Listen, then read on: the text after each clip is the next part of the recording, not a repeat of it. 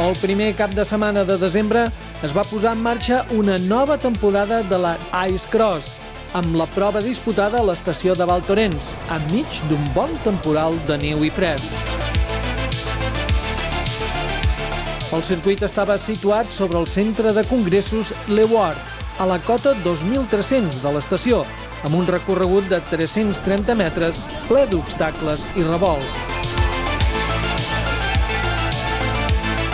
És una cursa per eliminatòries, en la que competeixen 4 i els 2 primers passen a la següent ronda fins a arribar a la gran final.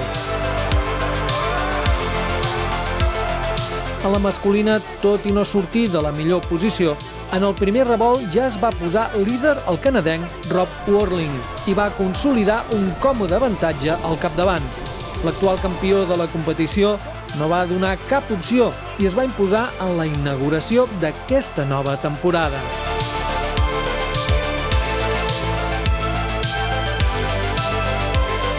A la final femenina es va seguir un guió similar i l'austríaca Veronika Windisch, actual campiona de la competició, es va imposar sense contemplacions.